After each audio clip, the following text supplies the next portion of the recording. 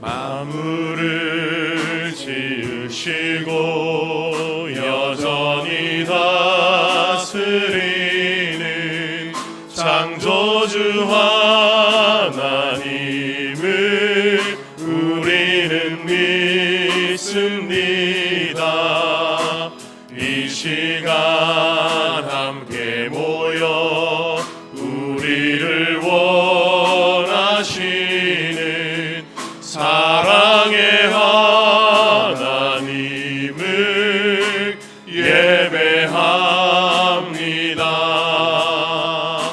죄로 멀어진 우리를 위해 이 땅에 오신 어린 양 예수, 길과 진리 생명주를 통해 우리는 나아갑니다. 마음의 노래를 들으시는 주님, 두려움에서 지금 일어나 사랑으로 오라 하시네. 우리의 약함을 잘 아시는 주님, 늘 우리와 동행하시며 참 기쁨과 소망 주시는 주를 예배합니다.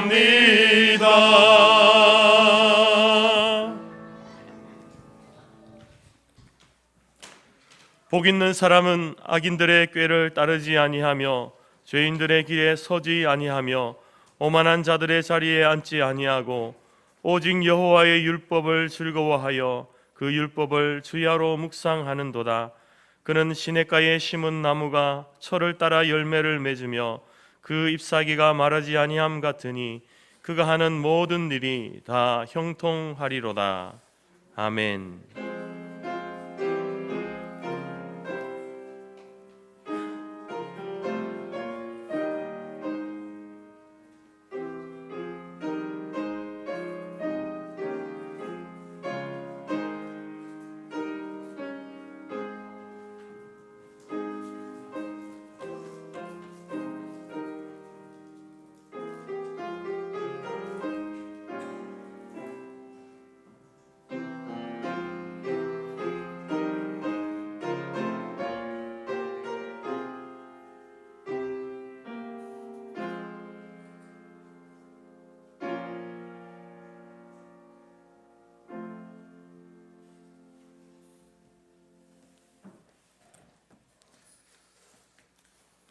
찬송가 38장입니다.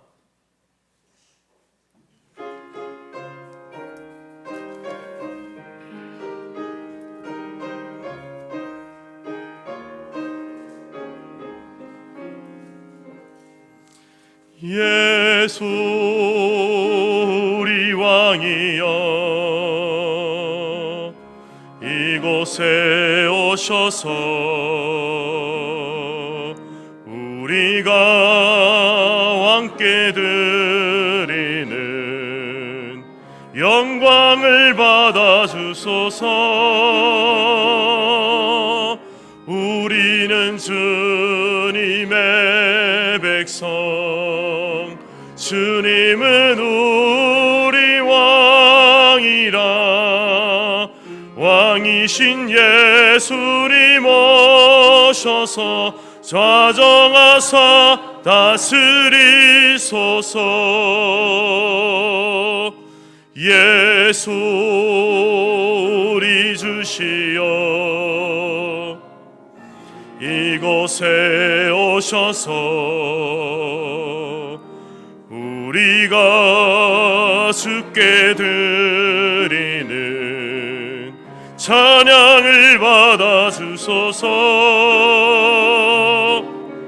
우리는 주님의 종들, 주님은 우리 주시라. 주 되신 예수님 오셔서 이 찬양을 받아주소서. 아멘. 찬송가 뒤쪽에 교동문 있습니다. 78번 우리 앞에 화면에도 있습니다. 저와 여러분이 돌아가면서 읽겠습니다. 교동문 78번 요한복음 14장입니다. 너희는 마음에 근심하지 말라. 하나님을 믿으니 또 나를 믿으라.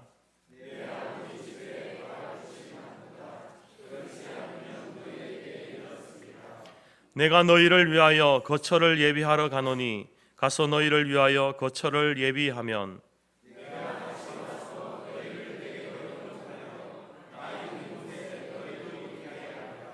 내가 어디로 가든지 그 길을 너희가 아느니라.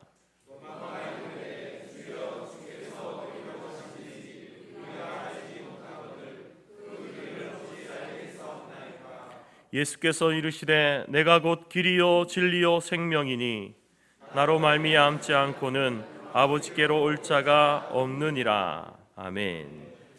찬송가 앞쪽에 사도신경이 있습니다. 앞에 화면에도 있습니다. 함께 우리 읽어서 우리의 신앙을 고백하겠습니다. 시작. 나는 전능하신 아버지 하나님 천지의 창조주를 믿습니다. 나는 그의 유일하신 아들 우리 주 예수 그리스도를 믿습니다.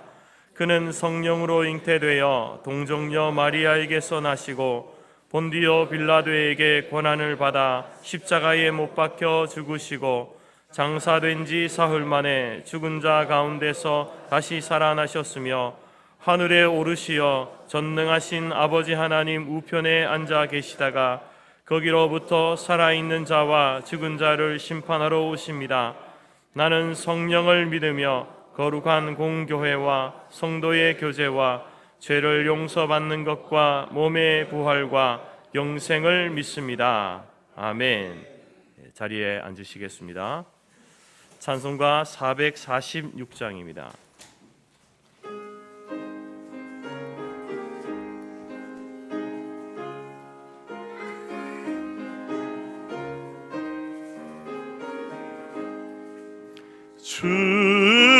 춤성 외에는 참 기쁨 없도다. 날 사랑하신 주 늘 계시옵소서. 기쁘고 기쁘도다. 항상 기쁘도다. 나 주께 왔사오니 복 주옵소서. 나 주께 왔으니 복 주시옵소서. 주 함께 계시면 큰 시험이 이기네. 기쁘고 기쁘도다. 항상 기쁘도다. 나 주께 왔사오니 복 주옵소서. 주 떠나가시면 내 생명 헛되네. 기쁘나 슬플 때 늘 계시옵소서.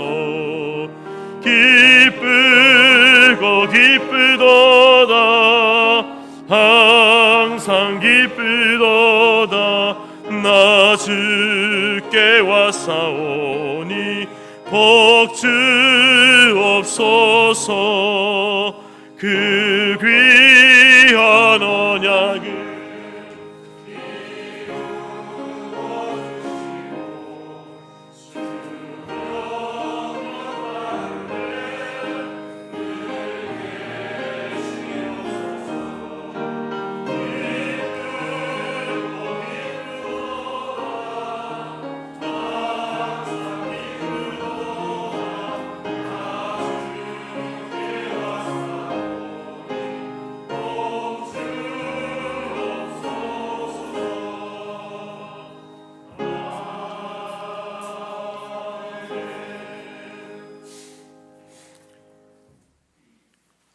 천지 만물을 주관하시며 인류를 사랑하사 긍휼과 자비를 베푸시는 주님, 인류의 모든 역사와 축복 또한 환난이 주님의 섭리 안에 있음을 믿으며 오늘 주인에 엎드려 드리는 우리의 예배를 받아주시옵소서.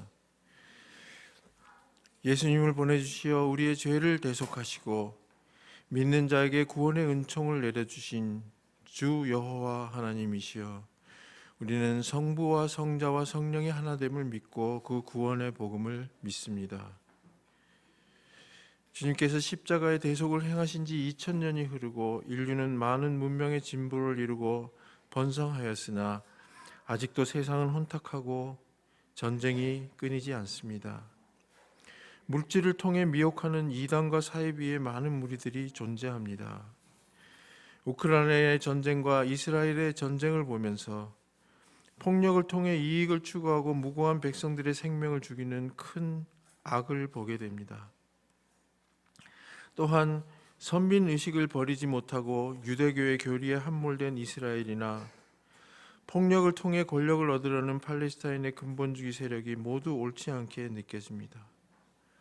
혹 신학자는 구약에 예언된 전쟁이라고 하지만 우리는 잘 알지 못하고 오직 모든 것은 주님의 섭리 안에 있다는 것을 믿으니 오직 주님의 섭리를 간구하고 깨달아 나가는 우리들 되게 하여 주시옵소서. 시편에서 선택된 백성으로서의 이스라엘의 사명을 이렇게 노래하였습니다. 하나님은 우리에게 은혜를 베푸사 복을 주시고 그의 얼굴 빛을 우리에게 비추사 주의 도를 땅 위에 주의 구원을 모든 나라에 알게 하소서. 하나님이여 모든 민족들이 주를 찬송하게 하소서. 온 백성은 기쁘고 즐겁게 노래할지니 주는 민족들을 공평히 심판하시며 모든 민족들이 주를 찬송하게 하소서. 하나님이 우리에게 복을 주시리니 땅의 모든 끝이 하나님을 경외하리로다 하였습니다. 이방인된 우리는 이 말씀을 들을 때 하나님의 구원의 은혜가 세계 만방에 미침을 믿고 기뻐하게 됩니다. 온 세계가 전쟁이 없어지고 평화가 오기를, 사탄의 세력이 설 곳을 잃게 되기를 간구하고 또 간구하나이다. 주님, 저희 나라에 긍휼을 베풀어 주셔서 기독교의 바른 정신이 세워지고 기독교가 정화되어서 이단과 사이비의 무리를 대적할 수 있게 하여 주시옵소서. 위정자들이 하나님을 경외하게 되기를 원하오며 북한에도 신앙의 자유와 인권이 세워지기를 간구하나이다. 더 나은 자유스럽고 바른 기독교의 가치관이 세워져서 진정한 선진국이 되게 하옵소서. 또한 저희 교회와 공동체를 위하여 기도합니다. 어렵고 힘들어도 바른 길을 가게 하시며 마침내 승리하게 하옵시고 세상에 보기에는 악하고 약하고 어려운 교회이더라도 약한 데서 완전하여져서 주님께 칭찬받는 교회 되게 하옵소서. 특별히 이번 주는 새생명 축제의 주일로 정하고 예배를 드립니다. 선교와 전도의 사명을 감당하는 저희 교회 되게 하여 주시옵소서. 모든 순서가 주님 뜻에 합당하게 진행되게 하옵시며 애쓰고 준비한 손길들의 수고를 기억해 주시기를 간절히 기도드립니다. 영혼 구원과 영적 부흥의 역사가 우리 교회에 임하여 주시기를 간절히 간구하며 남은 순서도 주님께 맡기오며 예수님 이름으로 기도드렸습니다. 아멘.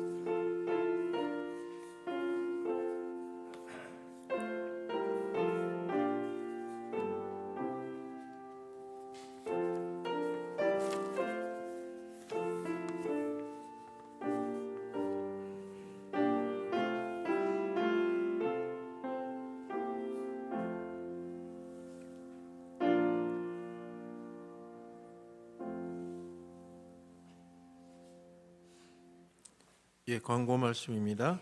사랑하고 축복합니다. 하나님은 영이시니 예배하는 자가 영과 진리로 예배할지니라.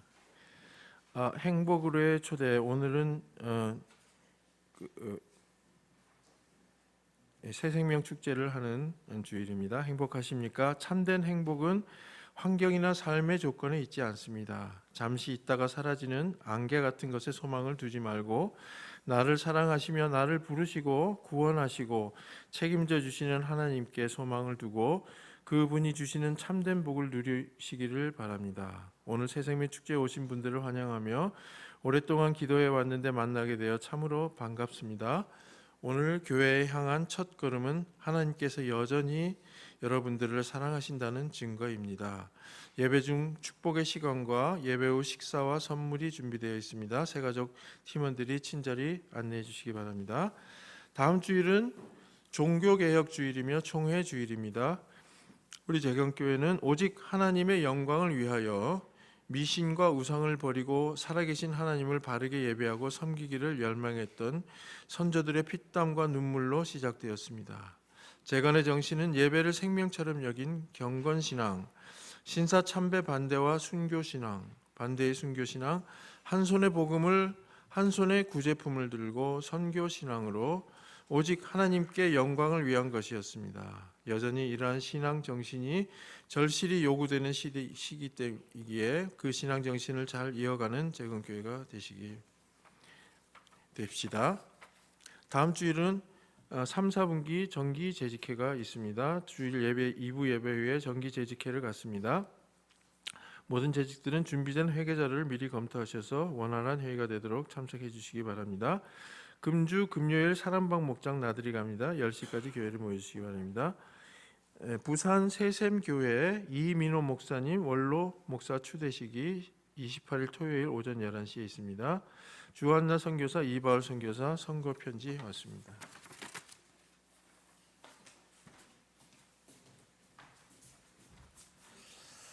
이 시간 찬송가 620장 1절 우리 찬양하면서 헌금 시간과 아울러서 우리 오신 분들 또 환영하는 시간을 갖도록 하겠습니다.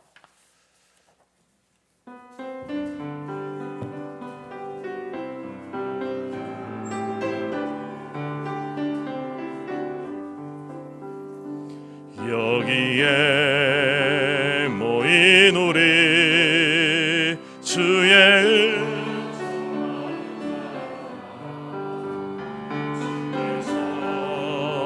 이 자리에 함께 계심을 아노라. 언제나 주님만을 찬양하며 따라가리니 시험을 당할 때도 함께 계심을 믿노라. 이 믿음 더욱 굳세라. 주가 지켜주신다. 어두운 밤에도 주의 밝은 빛 인도하여 주신다. 아멘. 예, 우리 아주 잘했습니다. 일어서시는 게 부담스러운데 앉아 계실 때에 우리 꽃을 잘 드렸네요. 우리 오늘 새롭게 저희 교회 방문해 주시고 와주신 분들 우리가 주의 이름으로 환영하고 축복합니다. 우리 모든 성도들 환영의 박수로 우리 그분들을 환영하겠습니다. 감사합니다.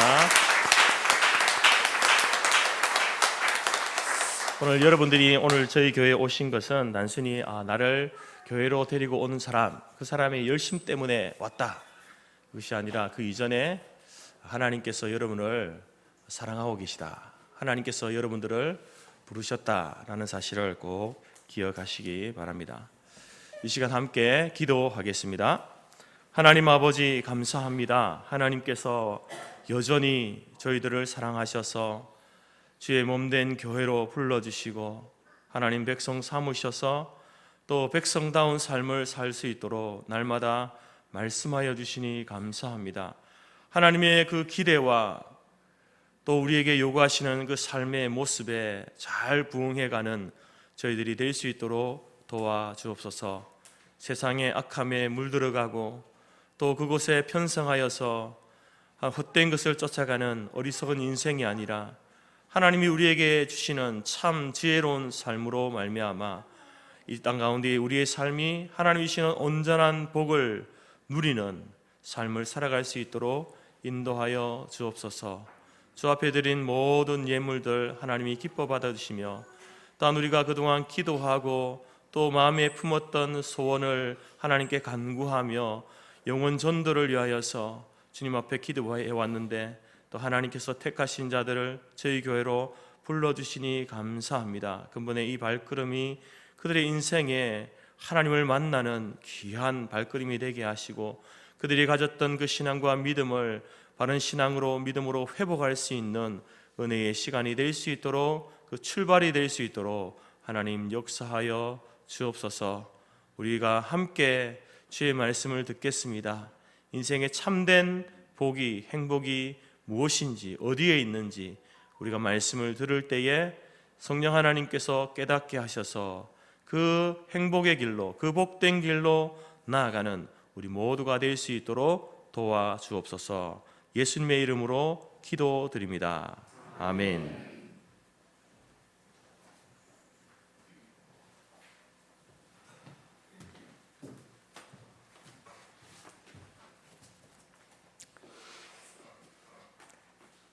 하나님이 우리에게 주신 말씀은 전도서 6장 1절에서 12절까지이며 구약 953페이지입니다. 앞 화면에도 있습니다. 내가 해 아래에서 한 가지 불행한 일이 있을 것을 보았나니 이는 사람의 마음을 무겁게 하는 것이라. 어떤 사람은 그의 영혼이 바라는 모든 소원에 부족함이 없어 재물과 부요와 종기를 하나님께 받았으나 하나님께서 그가 그것을 누리도록 허락하지 아니하셨으므로 다른 사람이 누리나니 이것도 헛되어 악한 병이로다.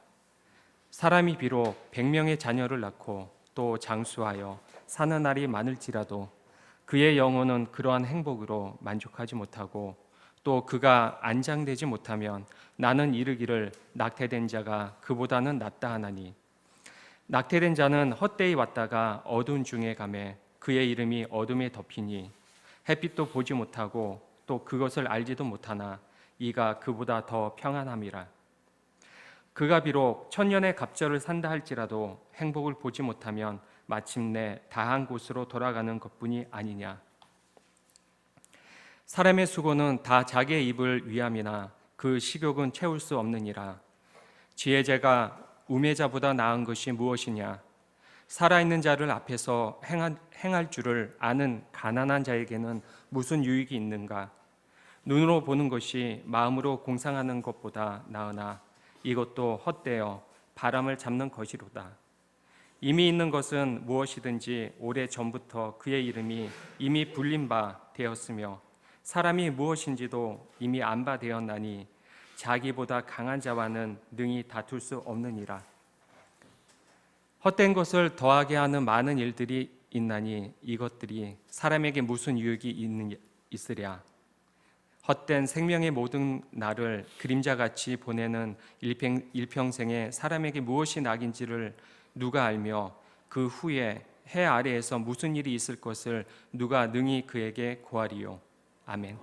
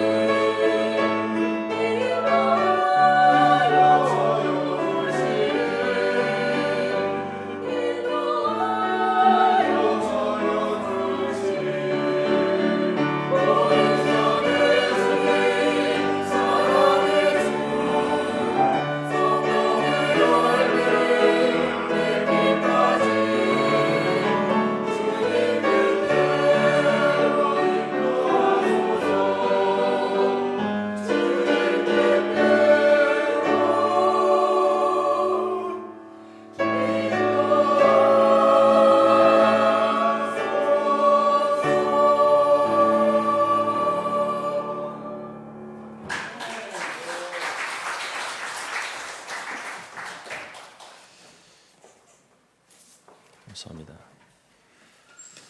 여러분 행복하십니까? 지금까지 행복한 삶을 사셨습니까? 그 행복이 언제까지 지속될 것 같습니까? 그것이 영원히 지속되면 좋겠지만 인생이 그렇지 않죠. 내가 행복하다고 느끼는 여러 가지 조건들, 환경들이 또 삶의 어느 순간에 그것이 줄어들고 사라질 수 있기 때문에 우리의 인생이 행복하지만 또 그렇지 않은 불안한 그러한 인생을 살아가는 것이 모든 사람들의 모습인 것 같습니다. 주전 4세기에 이 아리스토텔레스라는 이 철학자가 행복에 관한 글을 썼는데 거기에서 이 행복을, 인간의 행복을 크게 세 가지로 이렇게 이야기했습니다. 첫 번째는 향락적인 행복, 인간이 먹고 즐기는 그것을 통해서 누리는 복이 있다, 이렇게 이야기했습니다. 그리고 두 번째로는 이제 어떤 정치적인 삶을 통해서 얻게 되는 명예의 복, 사람이 자기의 이름을 내고 또 명예를 얻게 되는 것, 그것을 통해서 누리는 행복이 있다, 이렇게 이야기합니다. 그리고 세 번째로는 이 아리스토텔레스가 우리가 잘 아는 철학자지 않습니까? 그래서 이제 어떤 철학적인 삶을 통해서 진리를 찾아가는 그러한 삶에 행복이 있다. 그래서 자기는 철학자니까 이 세 가지 행복 중에 세 번째 진리를 찾아가는 그 관조적인, 인생을 바라보는 관조적인 삶을 통해서 얻는 행복이 가장 큰 행복이다, 이렇게 말했습니다. 철학자니까 그런 이야기를 하겠죠. 그런데 이제 그러면서도 이 아리스토텔레스가 그렇지만 이런 행복이 있지만 그래도 우리에게 사람이 살아가는 데는 외적인 행복이 필요하다, 있어야 된다, 이렇게 이야기했습니다. 그는 이런 이야기를 했습니다. 우리의 행복에는 분명히 외적인 좋음도 필요합니다. 재원이 없으면 고매한 행위를 하기에 불가능하거나 쉽지 않습니다. 많은 행위에는 우리는 친구들과 돈과 정치적 영향력을 도구처럼 사용하기에 하는 말입니다. 또는 지체가 높다든가 외모가 준수하면 행복하지만 너무 못생겼거나 지체가 낮으면 행복하기 어렵습니다. 여러분, 그렇습니다. 우리가 살아가는데 돈도 필요하고 힘과 명예도 필요하고 멋진 외모, 아름다운 외모도 필요합니다. 이러한 것들이 우리에게 주는 기쁨과 행복이 있습니다. 일순간에 우리에게 행복을 주는 것이기는 하지만 그러나 여러분, 이것이 행복의 절대적인 조건이 아니다라는 거죠. 반드시 이것이 있어야만 행복하다, 이것이 없으면 우리는 절대 불행하다, 이런 것이 아니다라는 것이죠. 여러분, 성경의 그 인물 가운데 솔로몬의 이름을 한 번쯤은 여러분 들어보셨을 겁니다. 이 솔로몬 왕은 그가 모든 이 세상의 부요함과 존귀함을 얻은 자이고 또 많은 자녀들을 얻고 장수의 복을 누린 사람이고 그리고 세상에 그 누구도 얻지 못한 지혜를 갖고 있는 그러한 사람이었습니다. 그가 원했던 모든 것을 소유했던 사람이 바로 이 솔로몬이다라는 것입니다. 그런데 이 솔로몬이 그 모든 것을 누렸던 그가 자기의 인생을 돌아보면서 인생이 허무하다라고 이렇게 한탄을 한 겁니다. 소위 어떤 사람들은 참 배부른 소리를 한다, 이렇게 말할 수 있지만 자기가 자기 인생의 모든 것을 소유하고 누려보았던 이 솔로몬이 왜 자기 인생에 대해서 허무하다라고 한탄을 했겠습니까? 그것은 바로 해아래 있는 인생은요, 그가 어떤 것을 가지고 있든지 소유했든지 무엇을 누렸든지 상관없이 그 인생에 다가오는 허무함을 극복할 수 없다는 겁니다. 자기가 가지고 있는 것, 누려왔던 그것이 그 인생의 허무함을 이기도록 할 수 있는 것이 아니다라는 것이죠. 그래서 성경은 우리에게 이야기합니다. 육신적인 욕구를 충족시킬 수 있는 여러 가지 조건을 갖췄는가, 그렇지 못한가, 거기에 따라서 인생의 행복, 불행이 나누어지는 것이 아니다라고 이렇게 이야기합니다. 그러면서 오늘 전도서 6장 말씀, 우리가 이 말씀을 보게 되면 하나님을 알지 못하는 인생이 겪어야 할 인생의 그 세 가지 대표적인 불행한 삶, 불행한 인생에 대해서 우리에게 이야기하고 있습니다. 오늘 설교 제목이 인생의 참된 행복인데 왜 저 목사는 나와서 불행에 대해서 이야기할까? 우리 인생의 불행이 무엇인지를 알아야 행복을 찾아갈 수 있기 때문에 그렇습니다. 첫 번째는 뭐냐면 어떤 경우냐면은 받았으나 누리지 못하는 그러한 경우입니다. 오늘 1절 말씀에 보게 되면 한 사람을 소개하는데요. 이 사람은 솔로몬처럼 자기 마음에 소원하는 것들을 부족함 없이 누리고 받은 사람입니다. 그것을 가지고 있는 재물과 부요함과 존귀를 받은 사람이죠.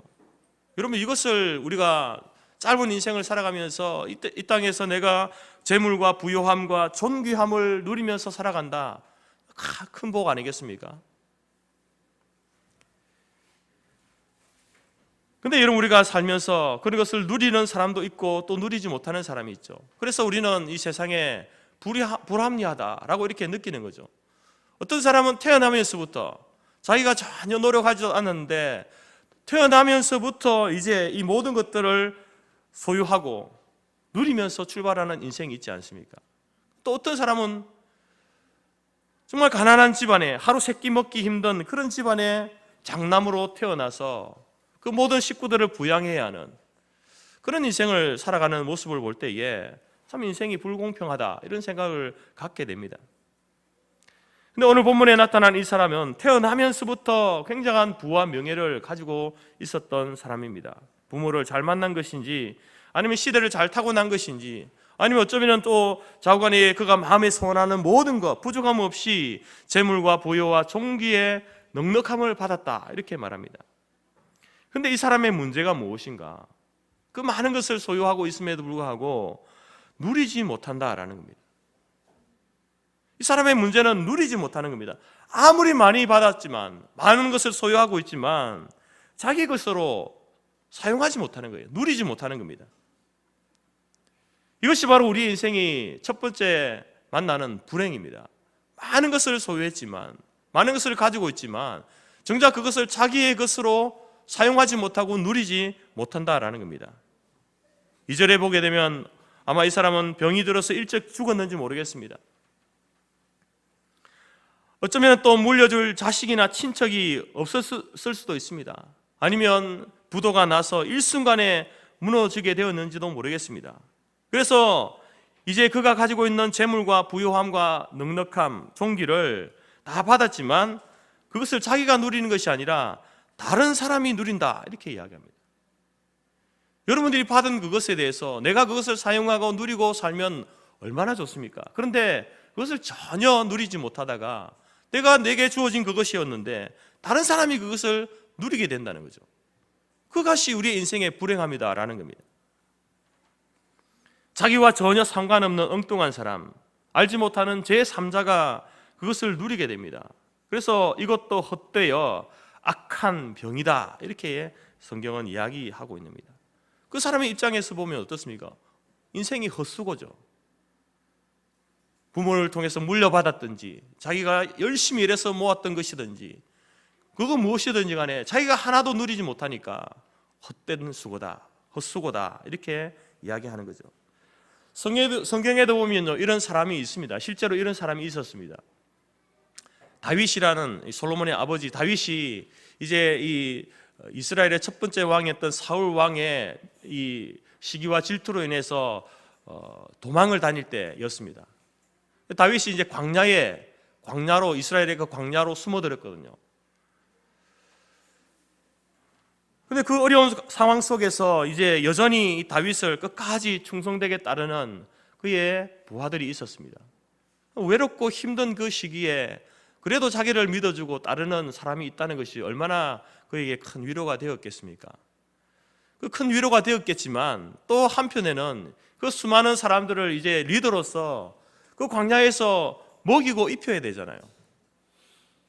그 지도자라면 그런 책임을 감당해야 되거든요. 그런데 그 광야에 무슨 먹을 게 있습니까? 도망다니는 신세에 또 그가 가지고 왔던 것들도 이미 다 이제 소진되어진 상태에 있었습니다. 그것이 그에게 큰 곤혹스러운 일이었습니다. 그때 그 근처에 나발이라는 사람이 있었는데 굉장한 부자였습니다. 소문난 부자였습니다. 그래서 이제 다윗은 그 나발이 거느리고 있는 그 양 유목을 했기 때문에 수많은 양들을 가지고 있었는데 그 양의 털을 깎는 날, 그때는요 그 유목민들에게는 축제의 날, 잔치의 날이거든요. 그래서 그 털을 깎는 잔칫날에 부하 10명을 보내어가지고 자기들이 먹을 것과 쓸 것을 좀 나누어 달라라고 이렇게 부탁을 하게 됩니다. 근데 이 나발이라는 사람이 이런 지하에 거절합니다. 뿐만 아니라 그 다윗에 대해서 그 부하들 앞에서 다윗을 모욕하는 이런 말들을 하게 된 거죠. 그것을 듣게 된 다윗이 이제 마음에 분노가 일어나서 자신의 부하 400명을 거느리고 가서 이 나발을 죽이기 위해서 그 집으로 찾아가게 됩니다. 그때 나발의 아내였던 아비가일이라는 이 여인이 그 소식을 듣게 되고 부랴부랴 다윗이 400명의 그 군사들을 이끌고 나발을 잡으러 오는 그러한 그 길목에 서서 그들을 맞이하면서 그가 준비한 떡과 포도주와 고기를 넉넉히 준비해서 다윗을 맞이하게 됩니다. 그 다윗 앞에 크게 절하면서 자신의 남편이 나발이 다윗 왕을 몰라봤다라고, 큰 실수를 범했다라고, 너그러이 용서해달라고, 이 음식을 먹으면서 좀 용서해달라고 이렇게 간절하게 빌었습니다. 이처럼 아비가일이라고 하는 여인의 지혜로운 행동을 통해서 다윗의 마음이 누그러졌습니다. 그래서 다윗은요 그 아비가일을 봐서 나발을 용서해 준 것이죠. 그리고 나서 이제 나발은 자기네 부인 아비가일을 통해서 이러저러 해서 다윗이 자기를 죽이기 위해서 400명을 이끌고 왔었다라는 이야기를 듣게 됩니다. 그때부터 이 나발이라는 사람이요 잠을 못 자는 거예요. 겁에 질려서 부들부들 사시나무 떨듯이 떨면서 잠을 못 자는 거예요. 그러면서 열흘 동안 10일 동안 시름시름 앓더니 갑자기 죽어버립니다. 성경의 사무엘상 25장 38절에 보게 되면 그 이유를 이렇게 이야기합니다. 여호와께서 나발을 치심에 그가 죽으니라. 하나님께서 그 나발을 치셨다 이렇게 말합니다. 무슨 말입니까? 하나님께서 그에게 나발에게 재물과 부여와 종기를 주었는데 너는 그것들을 누릴 자격이 없구나. 그래서 너는 그 생명을 하나님께서 거두어 가신 것이죠.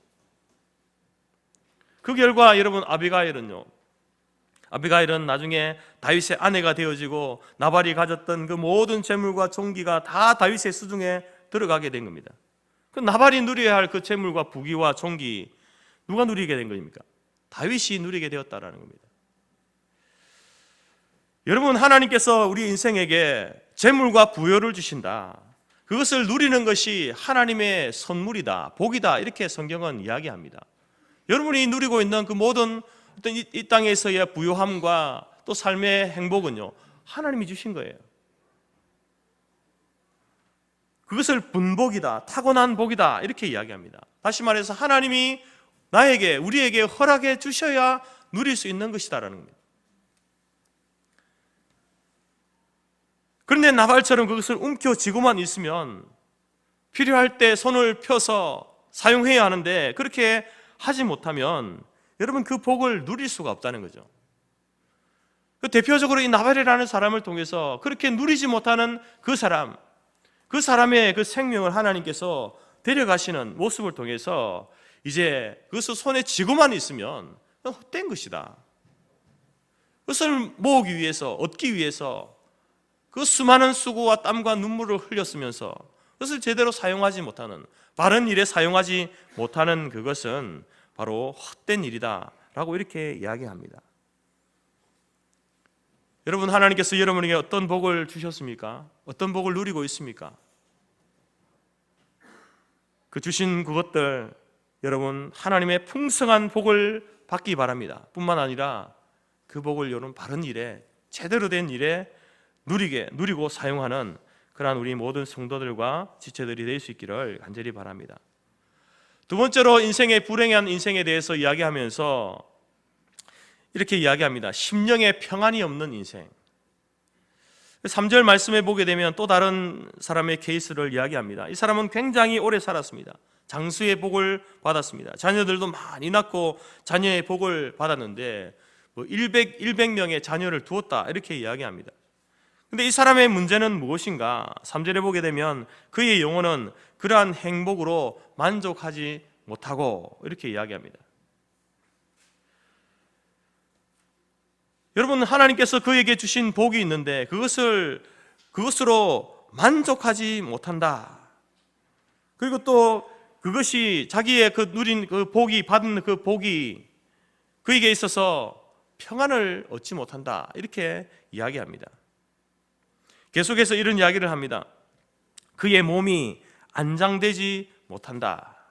이 안장된다는 것은 이제 죽었으나 누구 하나 그 사람을 장사 지내줄 사람이 없다는 겁니다. 100명의 자녀들이 있다고 했잖아요. 그렇지만 이 자녀들에게 공경을 받지 못하고 효도 한번 받지 못하고 그 몸 하나 제대로 장사 지내줄 자녀가 없는 그런 사람에게 100명의 자녀가 있으면 무슨 소용이 있습니까? 아무 소용이 없다는 겁니다. 그러면서 심지어 3절 마지막 부분에 보게 되면 나는 이르기를 낙태된 자가 그보다 낫다.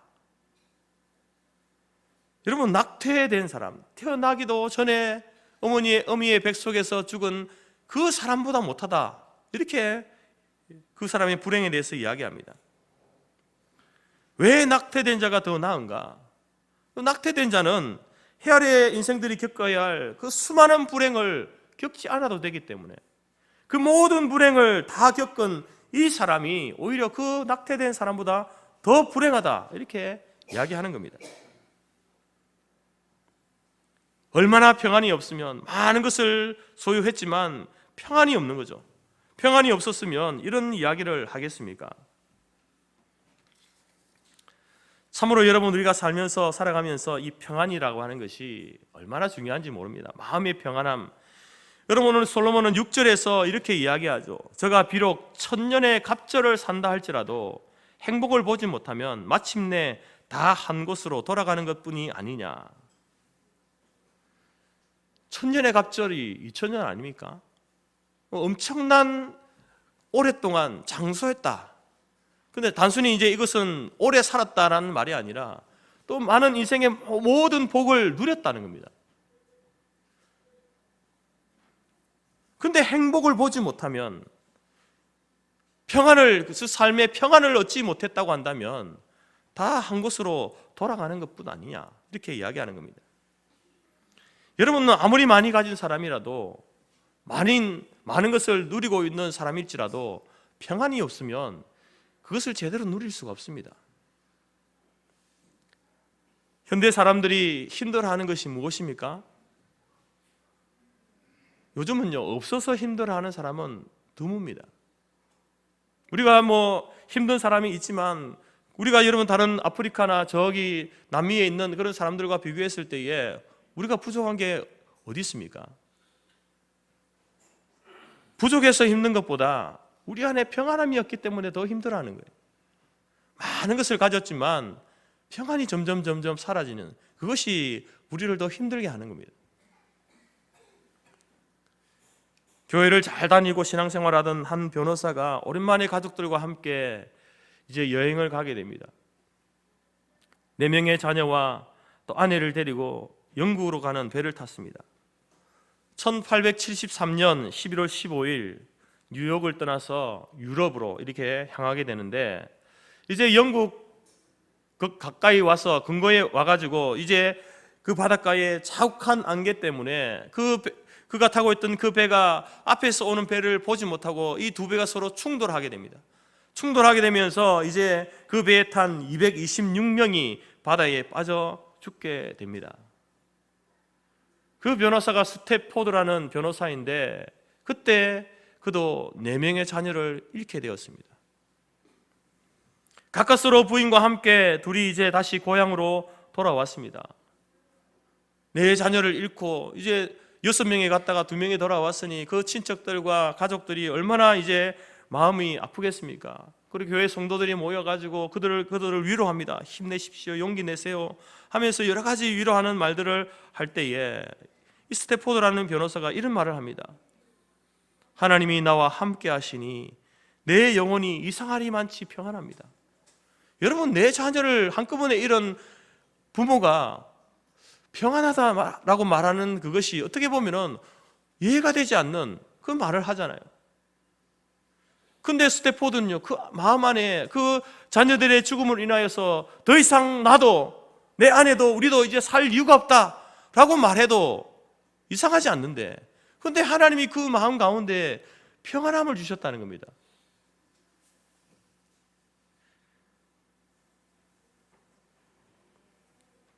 조객들이 다 떠나간 다음에 그 마음속에 이제 그런 평안함이 일어나고, 그래서 이제 그는 그것을 글로서 이렇게 표현을 했습니다. 그 내용이 찬송가 413장의 가사입니다. 그 내용을 보게 되면 이렇죠. 내 평생에 가는 길 순탄하여 늘 잔잔한 강 같든지 큰 풍파로 무섭고 어렵든지 나의 영혼은 늘 편하다. 내 영혼 평안해, 내 영혼 평안해. 저 마귀는 우리를 삼키려고 입 벌리고 달려와도 주 예수는 우리의 대장 되시니 끝내 싸워 이기겠네. 내 영혼 평안해, 내 영혼 평안해.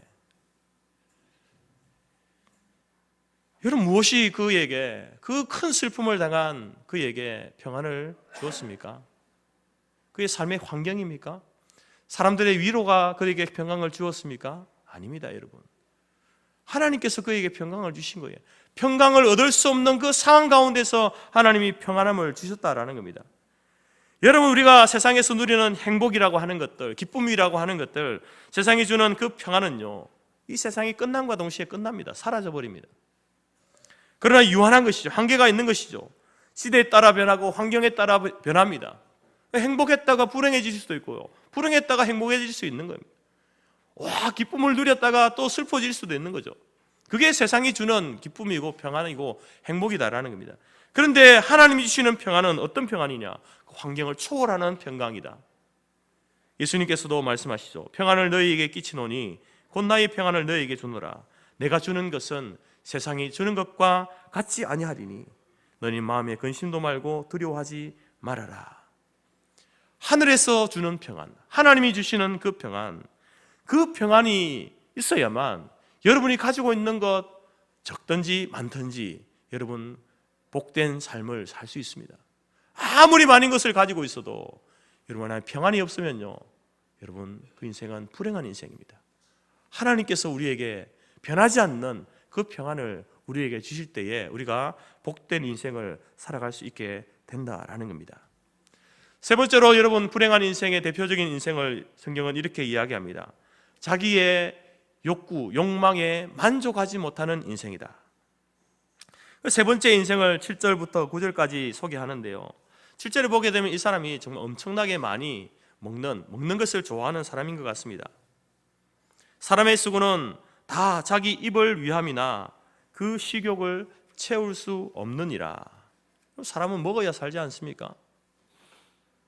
지혜자도 먹어야 되고 어리석은 사람도 먹어야 되고 부자도 먹어야 합니다. 가난한 사람도 먹어야 살죠. 근데 그 식욕이라고 하는 것은요, 아무리 채워도 먹어도 차지 않는다, 이렇게 말합니다. 여러분, 오늘 여러분들이 이제 저희 교회에서 물론 이렇게 조촐하게 준비했지만 이제 식당에 가서 식사를 하게 될 겁니다. 배불리 먹었어요. 오늘 배불리 먹었다고 해서 내일 또 아무것도 안 먹어도 됩니까? 또 내일은 또 내일의 음식을 먹어야 하지 않아요? 여러분, 여기서 이 식욕, 음식이라고 하는 것은요, 단순히 음식만 말하는 게 아닙니다. 사람의, 인간의 모든 욕구, 이것은요, 채워도 채워지지 않는다는 거죠. 재물의 욕심, 명예의 욕심, 어떤 식욕, 그 모든 것들, 모든 종류의 어떤 인간의 욕구, 그것은 끝이 없다라는 겁니다. 무슨 수로 그것을 채울 수 있을 것인가? 8절에 보게 되면 그것은 지혜자나 우매자나 다 같다. 채우지 못한다는 겁니다. 부자라고 해서 그것을 다 채우느냐? 채우지 못합니다. 가난한 사람이라고 해서 채우지 못하느냐? 그것도 채우지 못한다는 거죠. 결코 누구도 만족할 수 없는 것. 그래서 이것이 인생의 불행이다라는 겁니다. 9절 말씀을 보십시오.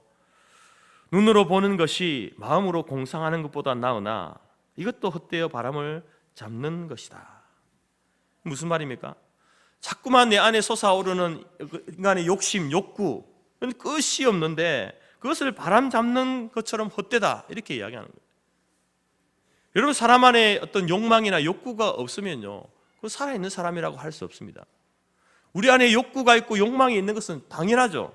왜? 그거 하나님이 주신 거기 때문에 당연한 것입니다. 그런데 그것을 채울 수 없다는 거죠. 다 채울 수 없는 겁니다. 그것이 우리의 인생의 불행이라는 거죠. 여러분, 우리가 이제 살면서 월세방에 사는 사람은요, 어떤 소망이 있습니까? 전세방이라도 살았으면 좋겠다.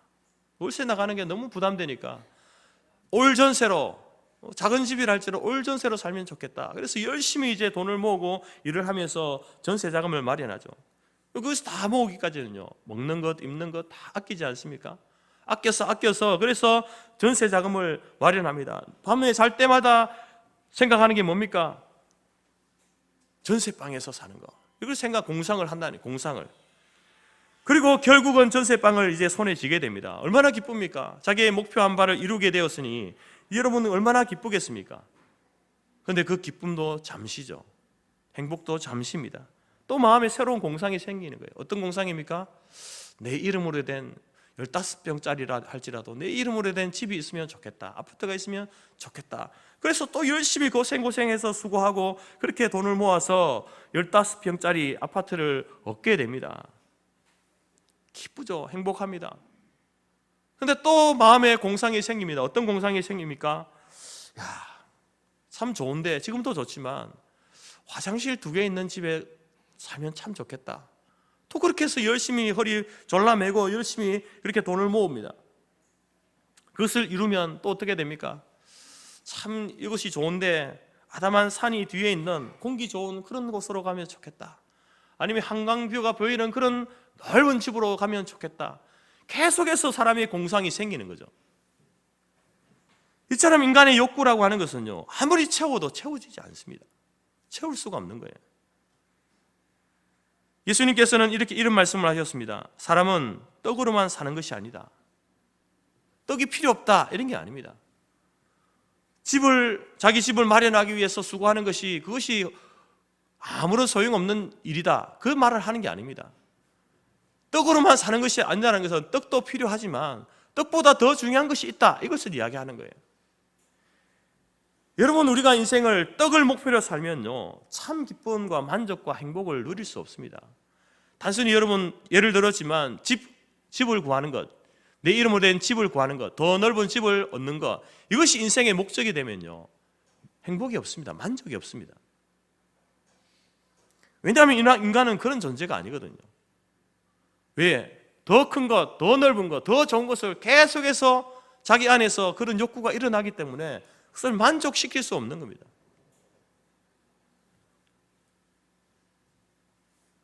그래서 우리의 인생의 불행함이 뭔가? 만족감이 없다. 우리 안에 만족감이 없다라는 것이죠. 그러면 우리는 이러한 이 불행 가운데 우리 인생은 그렇게 살다가 그렇게 가야 되는 존재인가? 성경은 그렇게 결론 짓지 않습니다. 너 불행한 인생을 살 수밖에 없으니 불행하게 살다가 그렇게 가는 것이 인생이야. 성경은 그렇게 우리의 인생에 대해서 이야기하지 않습니다. 오늘 10절 이하의 말씀을 한번 보시기 바랍니다. 10절의 말씀을 보게 되면, 이미 있는 무엇이든지 오래전부터 그 이름이 이미 불린 바 되었으면 사람이 무엇인지도 이미 안 바 되었나니 자기보다 강한 자 외에는 능히 다툴 수 없느니라. 자기보다 강한 자와는 능히 다툴 수 없다. 여러분, 이 말도 읽어도 무슨 말인지 잘 모릅니다.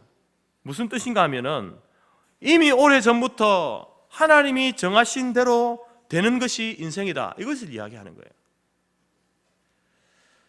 쉽게 말씀드리면 이런 겁니다. 여러분, 성경의 창세기라는 성경에 보게 되면 하나님이 천지를 창조하시는데 빛을 창조하시면서 빛이 있으라, 그 빛을 창조하시고 그것을 낮이다 이렇게 칭하셨습니다. 그리고 또 어두움을 밤이다 이렇게 칭하셨죠. 그러니까 빛이 낮이고 어두움이 밤입니다. 빛이 밤이 될 수 없고 어둠이 낮이 될 수 없다. 이게 하나님이 정하신 질서잖아요. 빛을 보면서 어둠이다 이렇게 말하지 않습니다. 어둠을 보면서 빛이다 이렇게 말하지 않잖아요. 어둠은 어둠이라고 하고 빛을 빛이라고 하잖아요. 그게 하나님이 창조하신 창조의 질서라는 겁니다. 사람도 마찬가지라는 거죠. 하나님께서 흙으로 사람을 빚으셨다, 지으셨다. 그리고 그 코에 생기를 불어넣어서 사람을 만드셨다. 그리고 그 사람의 이름을 아담이라고, 이렇게 첫 사람을 아담이라고 지었습니다. 아담이라는 말의 의미는요, 너는 흙에서부터 왔다, 그런 뜻입니다. 우리의 인생은요, 흙에서부터 온 존재입니다. 흙으로 돌아갈 수밖에 없는 존재입니다. 그만큼 약한 존재라는 것을 성경이 우리에게 이야기해 줍니다. 다시 말해서 여러분, 인간은요, 자기의 본질을 알아야 된다는 겁니다. 피조물인 인간이 하나님의 뜻을 거역하며 하나님과 다툴 수 있는가? 그럴 수 없다는 겁니다. 자기보다 강한 자와 능히 다툴 수 없다. 우리는 하나님과 다툴 수 없는 존재라는 겁니다. 우리의 인생에는 하나님이 정하신 법칙이 있습니다. 자연의 법칙이 있듯이 인생의 법칙이 있어요. 그것을 하나님과 다투어서 바꿀 수 없다는 겁니다. 근데 11절에 보게 되면 해 아래의 인생들 가운데에 어리석게도 하나님과 다투려는 인생이 있다는 겁니다. 그 모든 것들이 유익한 일이 못 된다, 헛된 일이다라는 겁니다. 여러분, 사람은 살면서요, 하나님과, 눈에 보이지 않는 하나님과 다투면서 사는 여러 가지 일들을 행하고 있습니다. 성경은 이러한 일들에 대해서 이제 아주 객관적인 그런 사람을 소개하는데, 이 바울이라는 사람이 있습니다. 바울은 나중에 이제 이전의 이름이 사울이었는데 예수를 만나고 예수를 믿고 난 다음에 이름이 바꾸었습니다. 바울로. 그 전에 그는 예수 믿는 사람들을 잡아다가 감옥에 가두고 핍박하는 그러한 일들을 했던 사람인데, 오늘날 그가 예수 믿는 사람을 체포하기 위해서 다메섹이라는 곳에 이제 가다가 강한 빛이 그 가운데 임하여서 하늘에서 들리는 음성을 듣게 됩니다. 사도행전 26장에 사울아 사울아 네가 어찌하여 나를 박해하느냐, 가시채를 뒷발길질하기에 네게 고생이다. 하나님과 겨루는 것, 그것을 마치 가시를 뒷발질하는 것. 여러분, 가시나무가 뒤에 있는데 뒷발질 해보십시오. 누가 손해입니까? 가시나무에다가 발길질하면 그 가시에 찔리는 사람이 누굽니까? 자기 자신이잖아요. 근데 사울을 그렇게 이야기하는 거예요. 가시채를 뒷발길질하는 그것이 너의 인생이다. 그러니까 네가 고생을 하는 거야. 이렇게 말하고 있는 겁니다. 다시 말해서 이 말은요, 피조물인 인간이 창조주 하나님의 뜻을 거역하는 것, 마치 가시나무에다가 뒷발길질하는 것과 똑같은 거죠. 그래서 그가 고생한다. 모든 것이 그의 뒷발길질이 유익한 것이 아니다, 무익하다라는 것을 이야기하고 있는 겁니다. 그러면서 12절에 해 아래서 무슨 일이 있을 것을 누가 능히 그에게 구하리요. 장래의 일에 대해서 아무도 알지 못한다는 겁니다. 자기가 자기 인생을 살지만 내일 무슨 일이 일어날 것인가 아는 사람이 누가 있습니까? 어떻게 장담합니까? 내일 일을 알지 못하는 것이 인생이다. 한 치 앞도 알지 못한다. 그러나 창조주 하나님은, 나를 지으신, 나에게 생명을 주신 하나님은 알고 계신다. 그래서 그 하나님의 말씀대로 따라 살아가는 것, 그 사람이 지혜로운 사람이고 그 인생이 복된 삶이다. 이것을 지금 이야기하고자 하는 겁니다. 사랑하는 성도 여러분, 오늘 저희 교회에 오신 모든 분들, 여러분 인생의 참된 행복은요, 재물, 부귀, 영화 여기에 있지 않습니다. 잠깐 우리에게 기쁨을 주는 것이긴 하지만 여러분, 그것에 참된 행복이 있지 않다는 겁니다. 여러분, 그것이 지금 가지고 있지만, 누리고 있지만 언제 사라질지 어떻게 합니까? 여러분 건강하시죠? 지금 건강하시죠? 이 건강이 언제까지 유지될 것 같습니까? 오래 산다고 행복한 것이 아닙니다. 자녀 많다고 행복한 것이 아니라는 거죠. 재물이 많다고, 내 사회적 위치가 높다고, 많은 것을 배웠다고, 그것이 참된 행복이 아니라는 겁니다. 왜냐하면 이러한 것들은 다 변하는 것이기 때문에 그렇습니다. 오늘 성경은요, 이렇게 말합니다. 인생의 참된 행복은 하나님의 뜻을 따라 살아가는 것이다. 그 하나님의 뜻은 변하지 않습니다. 그 변하지 않는 것을 붙들고 살아가는 인생이 가장 복된 행복한 인생이다. 성경은 이렇게 말하고 있습니다. 오늘 여러분 이제 저희 교회 오신 분들은 하나님의 뜻이 뭔가, 여러분 오늘을 기점으로 그 하나님의 뜻이 무엇인지, 나를 향한 하나님의 뜻이 무엇인지, 우리의 가정을 향한 하나님의 뜻이 무엇인지를 알아갈 수 있는 출발이 오늘부터 여러분에게 시작되어지기를 간절히 바랍니다. 뿐만 아니라 여기 앉아 계신 우리 모든 성도님들도 여러분 인생의 그 헛된 사라질 것들, 변할 것들, 그것을 붙들고 있었던 분들이 계시다고 한다면 그것을 내려놓고요, 하나님께서 나를 향하신 그 뜻을 바르게 알아서 그 말씀대로 순종함으로 살아감으로 인하여서 하나님께서 여러분에게 주시는 참된 행복, 그 복을 여러분 앞으로 살아가는 동안 평생에 누리면서 살아가는 복된 인생이, 복된 삶이 여러분들 삶 가운데 펼쳐지기를 주님의 이름으로 축복합니다. 기도하겠습니다. 하나님 아버지, 오늘 이 전도서 말씀을 통해서 인생의 불행이 무엇인지에 대해서 우리가 함께 살펴보면서 그 불행스러운 인생을 살아가는 것이 우리들인데, 우리들이 어떻게 하면 참된 행복을 얻을 것인가에 대한 말씀을 함께 나누었습니다. 변하지 않는 하나님의 뜻을 깨닫고 찾고 구하고 그 뜻을 쫓아가는 인생, 그 인생이 참된 복을 누리는 인생, 그 삶의 환경과 형편에 상관없이 하나님이 주시는 복을 누릴 수 있는 인생임을 우리가 함께 나누었습니다. 오늘 참여한 모든 성도들과 지체들이 그 하나님의 뜻을 찾고 구하는 그 길을 이제 걸어가게 하시고, 그 가운데 하나님이 보여주시는 그 뜻을 찾음으로 인하여서 인생의 참된 행복을 누리며 살아가는 복된 인생들이 다 될 수 있도록 은혜를 더하여 주옵소서. 예수님의 이름으로 기도드립니다. 아멘. 찬송가 304장입니다.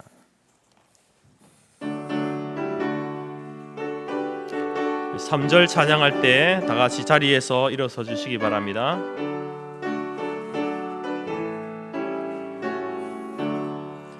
그 크신 하나님의 사랑 말로다 형용 못하네. 저 높고 높은 별을 넘어 이 낮고 낮은 땅 위에 죄범한 영혼 구하려 그 아들 보내사 화목제물 삼으시고 죄 용서하셨네. 하나님 크신 사랑은 측량다 못하네. 영원히 변치 않는 사랑 성도여 찬양하세. 괴로운 시절 지나가고 땅 위에 영화 쇠할 때 숨있지 않던 영혼들은 큰 소리 외쳐 울어도 숨있는 성도들에게 큰 사랑 베푸사 우리의 죄 사했으니 그네 잊을까. 하나님 크신 사랑은 측량다 못하네. 영원히 변치 않는 사랑 하늘을 두루마리 삼고 바다를 먹물 삼아도 한없는 하나님의 사랑 다 기로 갈 수 없겠네. 하나님의 크신 사랑 그 어찌 닿았을까. 저 하늘 높이 쌓아도 채우지 못하리. 하나님 크신 사랑은 승량다 못하네. 영원히 변치 않는 사랑 성도여 찬양하세. 축복 기도하겠습니다. 지금은 우리 주 예수 그리스도의 은혜와 하나님 아버지의 크신 사랑과 성령의 교제 교통 충만케 하신 은혜가 이제 인생의 모든 불행한 삶을 마무리하고 하나님의 뜻을 알므로 그 하나님의 뜻을 쫓아 살아감으로 인하여서 변하지 않는 참된 기쁨과 평안과 만족과 행복을 누리며 살기로 마음에 소원하고 작정하는 모든 주의 성도들 머리 위에와 오늘 우리 교회에 처음 참여한 지체들 머리 위에와 그들의 가정과 기업과 자녀와 우리가 속한 성토교회와 재건재단 위에 지금부터 영원토록 함께 있을지어다. 아멘.